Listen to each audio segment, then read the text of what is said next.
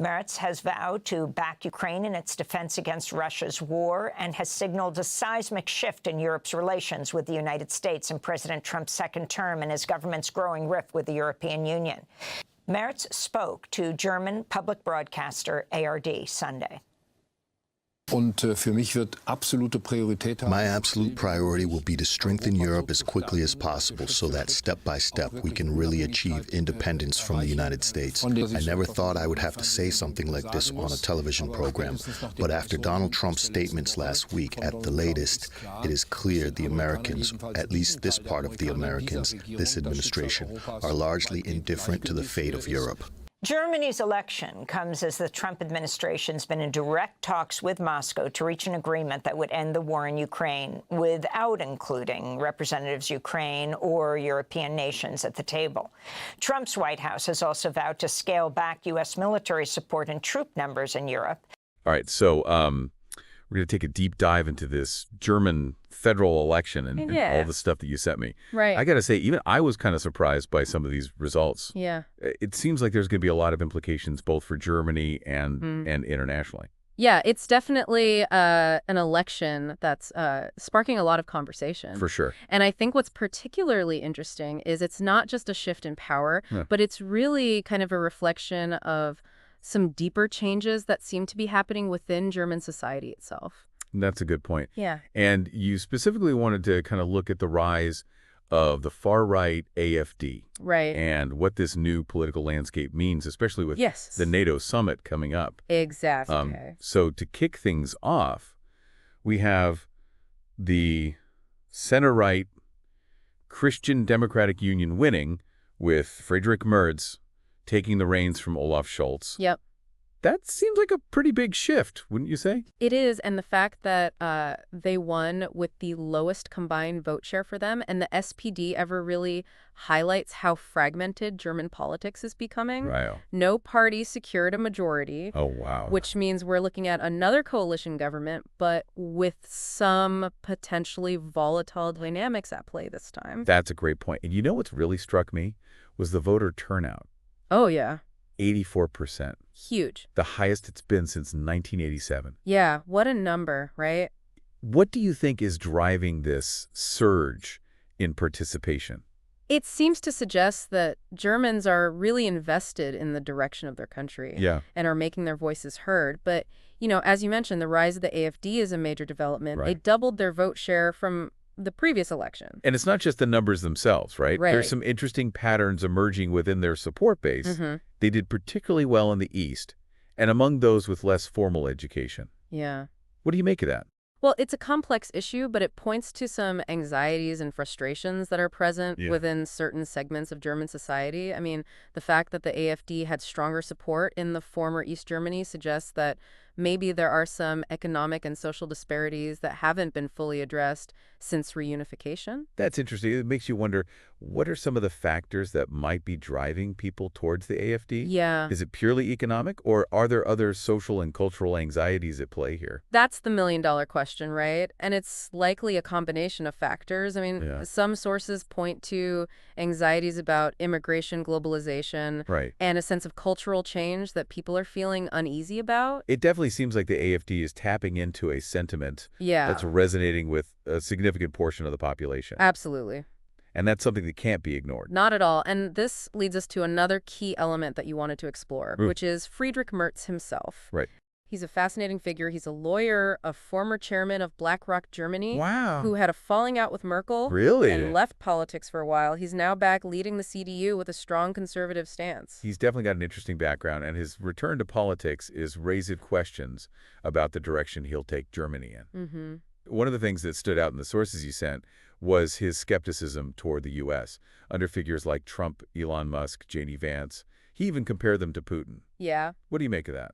I think it's a strong statement, and it reflects a level of unease that's growing in Europe, particularly around U.S. involvement in issues like the war in Ukraine. Right. It seems like Merz is signaling a desire for a more independent Germany, one that's less reliant on the U.S. And how do you think that potential shift might play out in the context of this upcoming NATO summit? Right.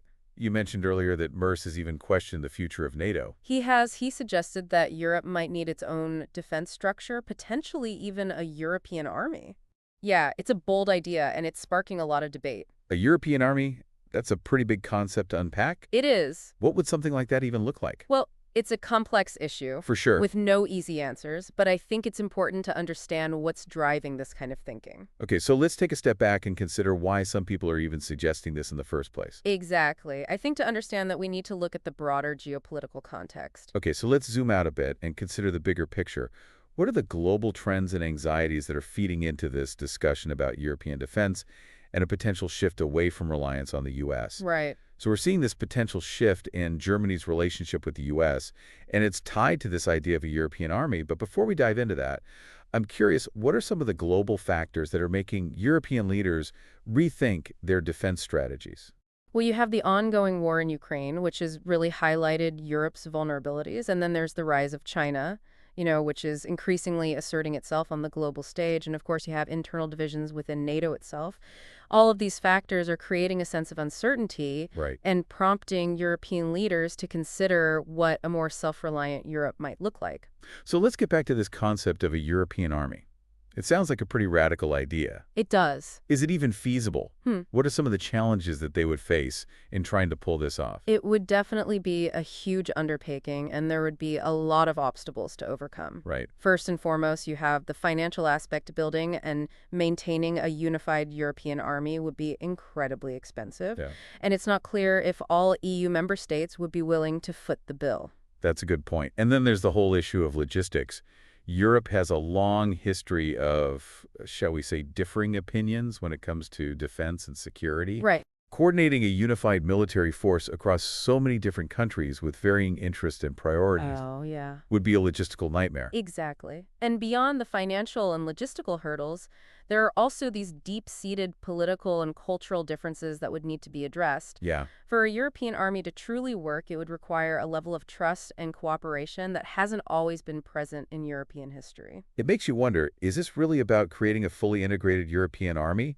Or is it more about strengthening European defense capabilities within the existing NATO framework? That's a key question, and it's something that's being debated right now. Okay. Some people believe that a fully independent European army is the only way to ensure Europe's long-term security, Right. while others see it as a complement to NATO, allowing Europe to take on more responsibility for its own defense while still maintaining the transatlantic alliance. It sounds like there's no easy answer here. It'll be interesting to see how this debate unfolds and what role Germany under Merce's leadership plays in shaping it. But before we get ahead of ourselves, let's bring it back to the German election itself. We've talked a lot about Merz and the AfD, but what about the other parties? What role might they play in this new political landscape? Well, as we mentioned earlier, no single party secured a majority, which means coalition building is going to be crucial. Right. The most likely scenario seems to be a grand coalition between the CDU and the SPD. Okay. Which has happened before. However, with both parties weakened and the AfD gaining ground, the dynamics within such a coalition could be very different this time around. So even though the CDU won, it's not necessarily a smooth path forward for them. They're going to have to navigate these complex political dynamics and figure out how to govern effectively in a fragmented landscape. Absolutely. And we'll be facing pressure from both sides. On the one hand, they'll need to address the concerns of those who voted for the AfD. Right. While on the other hand, they'll need to maintain a strong and stable government that can effectively address the challenges facing Germany and Europe. It's a delicate balancing act. And then you have the whole question of Merce's leadership style. Right. What kind of chancellor will he be? Will he be able to unite the country and project a strong and confident Germany on the world stage? That's another big question mark. Merz is known for being a tough negotiator and a strong advocate for his beliefs, but he's also been criticized for being inflexible and out of touch with the concerns of ordinary Germans. It sounds like his leadership is going to be a defining factor in how all of this plays out. His decisions and actions will have a ripple effect not only within Germany, but also on the global stage, especially with the NATO summit on the horizon. Exactly. And that brings us back to the original question you had. What does all of this mean for you, the listener? How might these shifts in German politics and global dynamics impact your life? It's a great question, and one that we'll explore more in the final part of our deep dive. But for now, I think it's important to take a moment to reflect on what we've learned so far and consider how these developments might shape the world we live in. Okay, so we've covered a lot of ground here, from the AfD's rise to Merce's skepticism towards the U.S. and this potential for a European army, it's a lot to process. It is, and I think it's important to remember that these aren't just these abstract political developments happening in some far-off country, Right? They have real implications, and they could potentially impact your life in a number of ways. Exactly. So let's break it down. What are some of the key takeaways from this deep dive that you, the listener, should be thinking about? Well, first and foremost, I think it's important to understand that the world is changing. Okay. We're seeing a shift away from the old world order, Mm-hmm. and new power dynamics are emerging. Germany's election is just one example of how this is playing out. Right. And it's not just about who's in power, right? It's about the underlying trends and anxieties that are driving these political shifts. Things like economic inequality, Yeah. social and cultural change, and a sense of unease about the future. These are issues that are being felt all over the world, Right. and they're contributing to the rise of populism and nationalism. We see it in the U.S., we see it in Europe, Yeah. and we see it in other parts of the world as well. So how can understanding these global shifts help you, the listener, in your own life? Well, for one thing, it can help you make more informed decisions. Okay. Whether you're thinking about investing, traveling, or just staying informed about current events, Right. having a deeper understanding of the forces that are shaping the world can give you a valuable edge. It's like having a better map to navigate this complex Exactly. and ever-changing landscape. Yeah. And it's not just about making practical decisions. It's also about being a more engaged and informed citizen. Absolutely. In a democracy, it's crucial for citizens to be aware of the issues and to participate in the political process, and that starts with understanding what's happening in the world around you. So as we wrap up this deep dive, I want to leave you with one final thought-provoking question. Okay. We've talked about the potential for Germany to take on a more independent role in the world.